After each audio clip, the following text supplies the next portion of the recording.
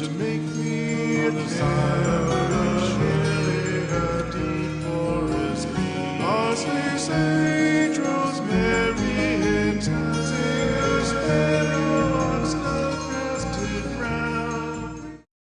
One who lives there, she once was a true love of mine.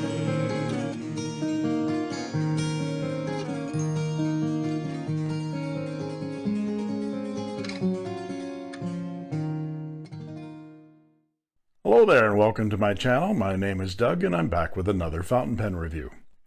And thank you in advance for liking and subscribing to my channel.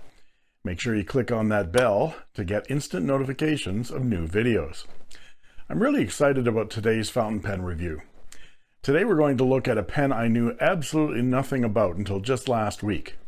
Subscriber and pen friend Dean Andrioli contacted me through my Instagram account and asked me if I wanted a fountain pen. He had just purchased a few on sale at a store local to him in Maine called Marden's, and he was so excited about them he wanted to gift one to me. I think I responded with my usual erudite and sophisticated manner by saying, "Duh, bring it on, bro." Also, I do modeling, so I'm just throwing that out there. All right, peace out, St. Louis. And within 10 days, I have this incredibly generous gift in my hand. This is the Goldenritt Sketchwriter Victoria with a Bock titanium nib. Holy titanium, Batman. Holy understatements, Batman. I told Dean I had been itching to try a titanium nib and been toying with the idea of getting a Rango Model 5 with a number 8 size titanium nib for a while now. Those of you that know these Bock titanium nibs will no doubt be totally green with envy and understand the magnitude of Dean's generosity here. I've never heard of Goldenritt before, and I had to do a little research on the company and the pen. So join me as I learn about this very interesting fountain pen right now.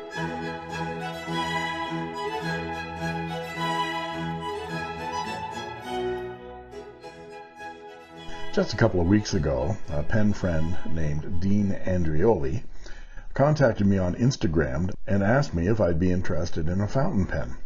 He was getting a couple on sale, apparently, and wanted to get me one as well. I'd never heard of the pen, but said, sure, if you want to send me a pen, that'd be great. And here it is, just about, a week, 10 days later. I get a package in the mail from Dean, and let's find out what this is.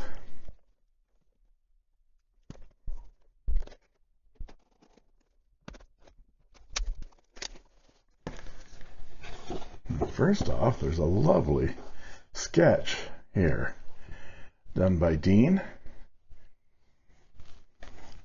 Nib test. Goldenritt XF titanium Bock with a Roshizuku Fugyu Shiogun and Dean custom purple. Lovely. Greetings, Doug. Here's the pen I promised you. I've done a couple of doodles with mine, and I'm really loving the nibs. I hope you will too. On the reverse side of this paper is a line pile. It's how I test and get to know my nibs, as I mostly use them for drawing. Cheers to you and your wonderful channel. Thank you for all you share with us. Sincerely, Dean. Isn't that lovely? Thank you, Dean. We'll put that right there under my guitar and see what's in the package.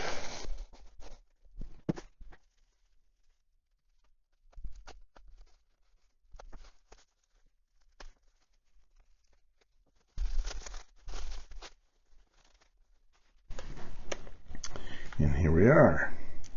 It's a Goldenritt Sketchwriter fountain pen, and this one is the Victoria for artists, writers, calligraphers. Equipped with a triple section titanium nib, making this fountain pen a delightful option for both writing and sketching.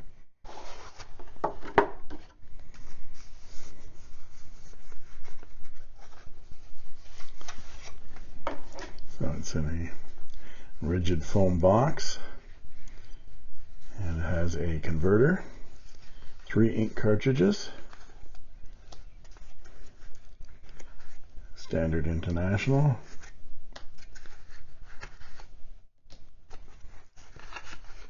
and there's the pen. It's got a brushed stainless steel or aluminum brushed metal cap and body, and really interesting springy clip, nice acrylic finial, and end knob with those threads. I assume this is going to post. Unscrew, almost 4 turns to unscrew, and we have an acrylic section, concave long, and a titanium nib. This is a number 5 size Bock titanium nib, Standard International cartridge converter, which doesn't fit. Interesting. Looks like some kind of a plug down inside there that's sticking out. It's keeping that converter from going in. This is a very, very interesting, unique pen, and it has some lovely qualities to it. And we shall ink it up and do a review. And what I'd like to do today is go over the parts and features of this pen, show some size comparisons, some measurements, and then provide a writing sample. After the writing sample, please stay tuned as I will talk about what I like and what I don't like so much about this fountain pen. There isn't a lot of information on Goldenritt on the internet, short of the developer's own videos at Jerry's Artorama. The website is www.jerrysartorama.com. The president of Jerry's Artorama, Ira Goldstein, has a YouTube video from December 20th, 2019, where he demonstrates the 2 main models of the Goldenritt, the Rockwell and the Victoria. I'll link that video in the description. He describes the Goldenritt pens as being developed by himself after, quote, a lot of research, unquote, to offer a fountain pen that you can write with and sketch with. He goes on to discuss the titanium nib as the focal point of the pen's ability to sketch on a variety of writing surfaces, from vellum to watercolor paper. The Rockwell is a heavier, longer, more cigar-shaped pen, where the Victoria model is shorter, has a more tubular shape, with flatter end finials, and screws onto post. So let's take a look at the Victoria. From the top, we see a domed plastic finial with a white, gray, and purple swirl. We'll see this material again on the end finial and on the section. The Victoria also comes in a teal swirl with the silver trim, and this purple again with a flat black trim. There's a little bit of sparkle to the purple areas and the silvery areas of the plastic. I looked and looked at this, and it feels a lot softer than acrylic, more like soft plastic than acrylic. The parts do look like they are turned rather than molded, however. We see a chrome metal ring which attaches the clip, and the clip is a very pleasing ski jump shape and very nicely springy and usable. The cap is made of a brass tube jacketed with a brushed aluminum, which has a great texture and feel to it. It is dead straight all along the length of the cap and the barrel, separated by a chrome ring at the top of the barrel, which is stamped Goldenritt in script on one side and laser etched Sketchwriter on the other. I find this interesting. It's stamped Goldenritt and then laser etched Sketchwriter. Those are 2 different processes. You'll find that happening with a pen that's made for a company to put their own brand on locally. And I think that's what's happening here. The pen, cap, barrel, section, and converter are all sourced in the East. The nib units are purchased from Bock. The pens arrive at the reseller, and they laser etch Sketchwriter on them locally and install the nib units. That's just a guess, of course. The barrel is straight until another chrome ring, and then a big step down to a bunch of chrome threads, and then an end finial of the same purple swirl plastic with a slight dome on the very end. The cap unscrews with an incredible 1, 2, 3 and a bit turns. That's a lot. And the threads are plastic on plastic, as there is an inner plastic bit on the inside of the cap. But the threads are really sloppy with a lot of play in there. It moves around and slops around when it's not tight.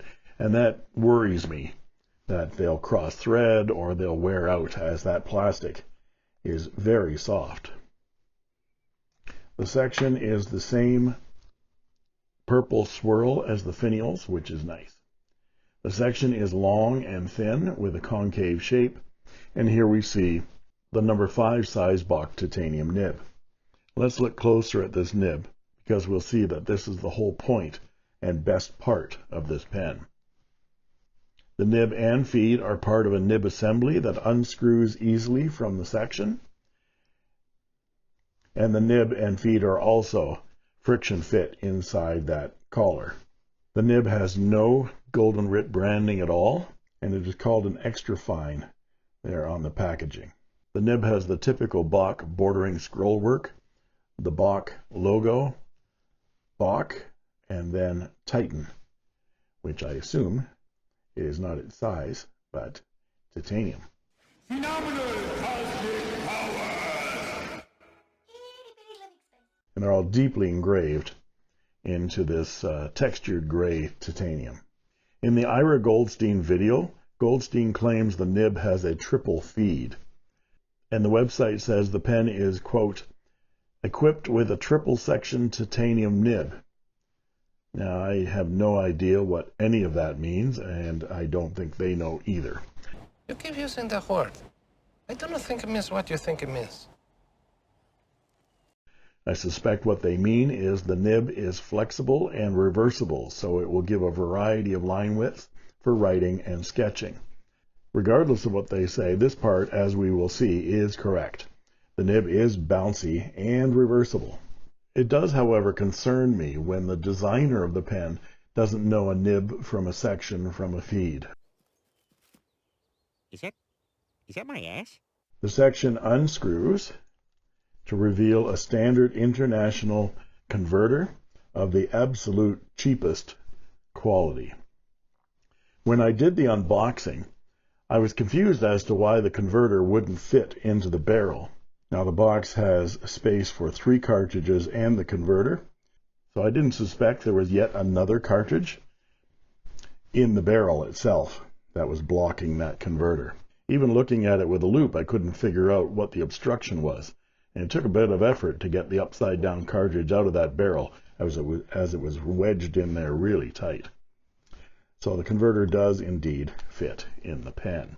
Inside of the cap shows no cap liner to help seal the nib. The cap posts by screwing it onto the back of the barrel.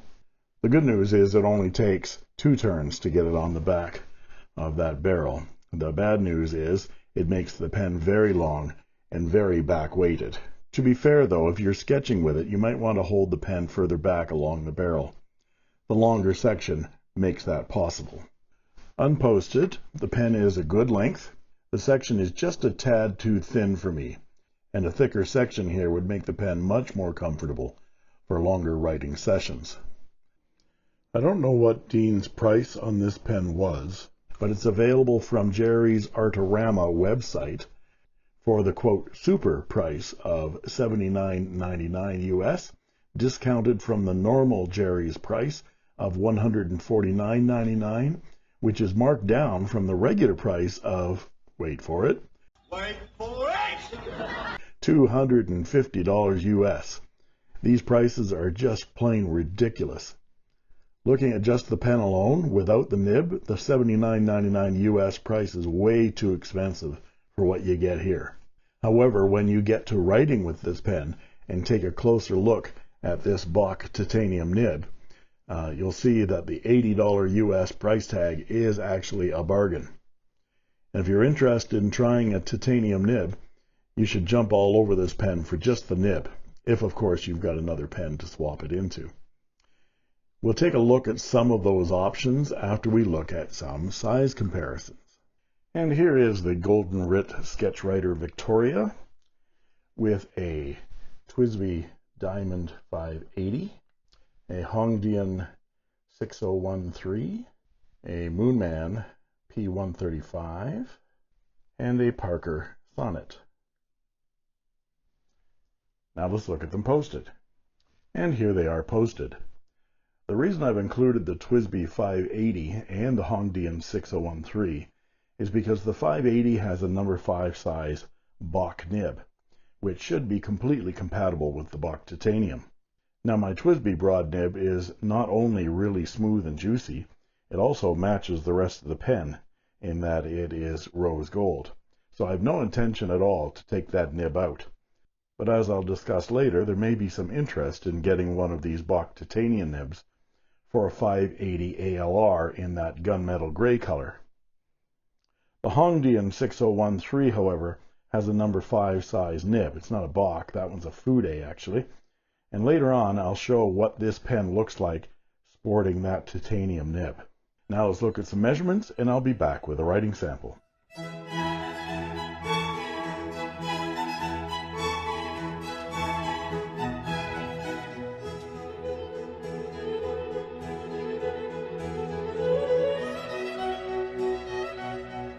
And we're back with the writing portion of the review. This is Clairefontaine 90 GSM paper, and this is the, wait for it, Goldenritt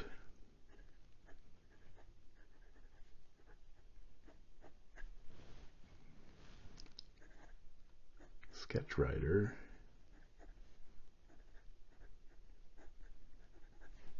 Victoria.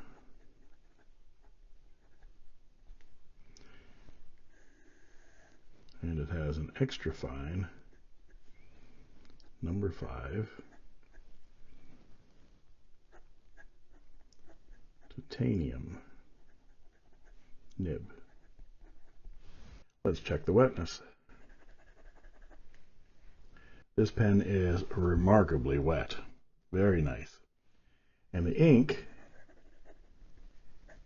is Iroshizuku take-sumi. Since this is a sketch pen, I thought that a nice charcoal black would be appropriate. Here are some close matches to this ink from inkswatch.com. The nib is very, very smooth with a very unique feedback. This is what I was looking forward to.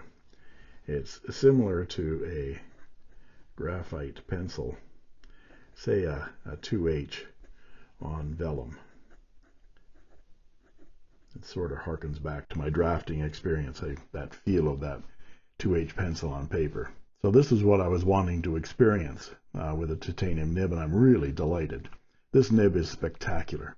It overshadows the entire pen. Mr. Goldstein surely has a lot of marketing hype surrounding this pen, but forget the pen. The Bock nib is worth the cost of admission here. There's no hype in saying that this pen has a lot of variety. It has some flex, but it is not, I repeat, not a flex pen. But you can see there's no pressure. There's a little bit of pressure. You can see that that is fairly bouncy.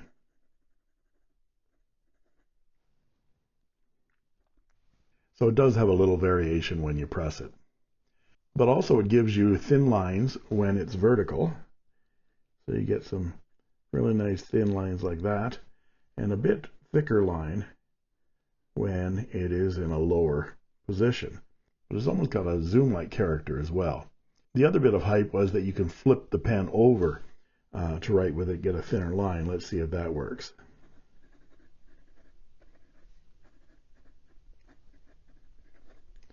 I think I picked up something on that tip. But it works very well in reverse. and the feed just keeps working and working. Yeah, there's a little bit of paper stuck in the nib. So there's the reverse. And it just keeps writing and writing. And it's actually fairly smooth. There's a lot more feedback going on. I picked up more crap on my page. But you can see that nice thin line that I'm getting that way. And then you get this thin line that way. And then you get a thicker line that way. So there's lots of character here.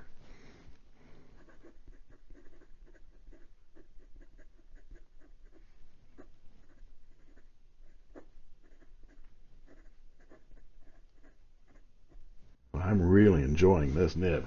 So let's look at some of the variety that we get here. When you turn the nib over in reverse, the line is a 0.3 millimeter thin line, and that is a Western extra fine, or a Japanese extra fine.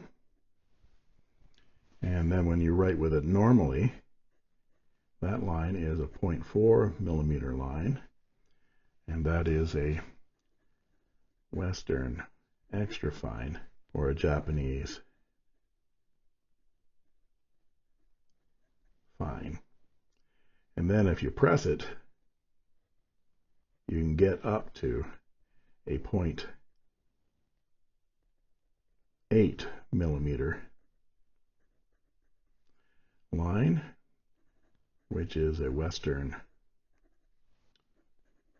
broad, or a Japanese double broad. And that's a lot of variety right there.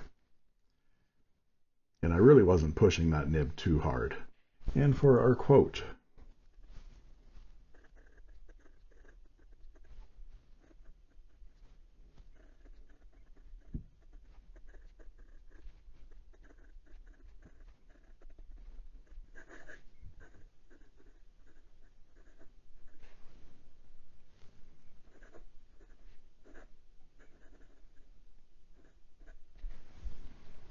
so what do I like and what do I not like about this fountain pen?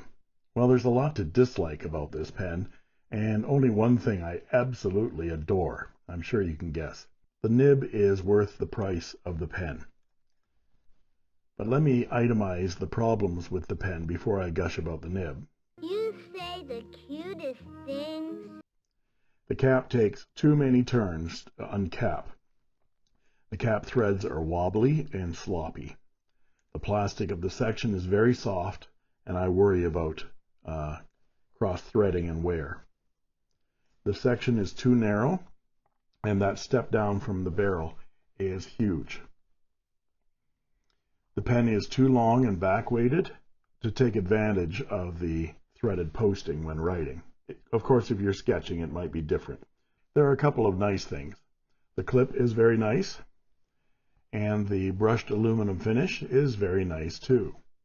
It is an attractive pen overall. It just feels clunky in the hand, and kind of the opposite of what an artist wants while sketching, I would think. Now, I'm no artist. I'll have to give it to my sketch artist friend Janice to see what she thinks.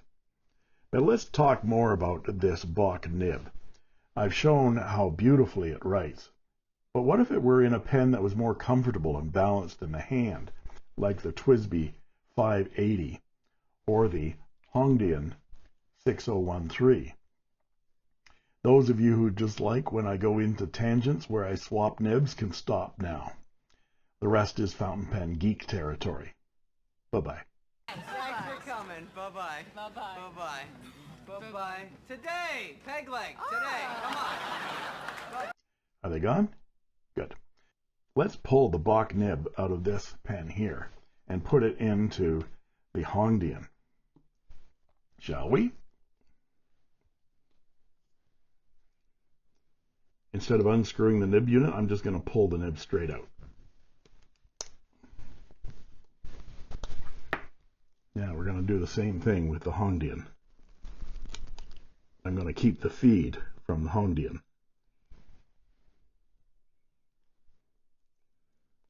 Put the Bock on top.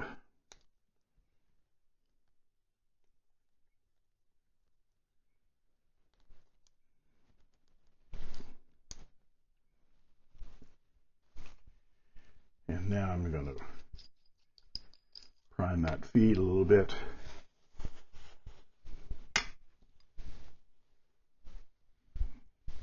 This is a little trick that Jack taught me. Get some of that ink going down and drip some onto a Kleenex to get it flowing through the nib, then back off the converter. So here we have the Hongdian 6013 with the Bock titanium nib.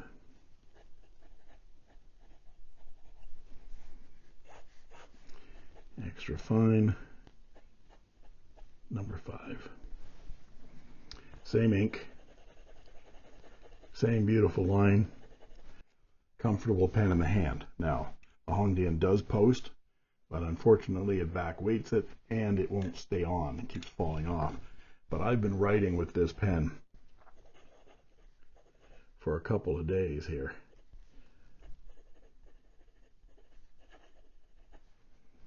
And I'm just falling in love with it.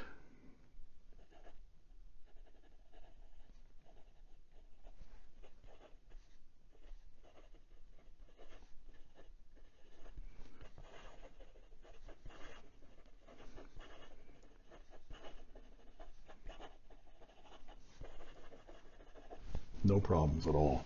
The control you get with this nib, because of that feedback, is just fantastic. I'm finding that it has a lot of character as well. It has me even thinking about getting a TWSBI 580 ALR in the nickel gray just to complement this nib. The Hongdian is okay in the hand unposted, just a little bit small. It'd be better if it was posted, but that cap is very heavy. So actually, a TWSBI Diamond 580 with all that ink supply and this titanium nib on it, I think would be a killer combination. And that's the other thing about the Goldenritt. At $79.99 US, it is a bargain when you factor in the cost of this number 5 Bock titanium nib. Here are some prices around the internet on getting just the Bock titanium nib. It makes some sense just to get the Goldenritt for the nib alone. This whole experience reminds me of the Italics Chaplin's tankard that was gifted to me by Eric Rollo. The pen itself isn't great, but the Italics cursive nib is outstanding, and it's worth getting the whole pen just to get the nib. I have the nib in my Gin House Centennial, and I write with this pen all the time. It's now an outstanding pen with this cursive broad italic, and it's just smooth as glass. Those nibs are hard to find, so go to mrpen.com because Pete is going out of business, and you can get some of those nibs while they're available. And there you have it.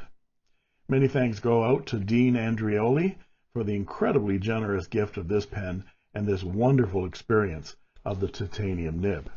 I can see why you are thrilled with your purchase, Dean. If you like this video, please like and subscribe, and don't forget to ring that bell to get instant notifications whenever a new video is posted. And that just leaves it for me to say, thank you for watching, and that's all she wrote.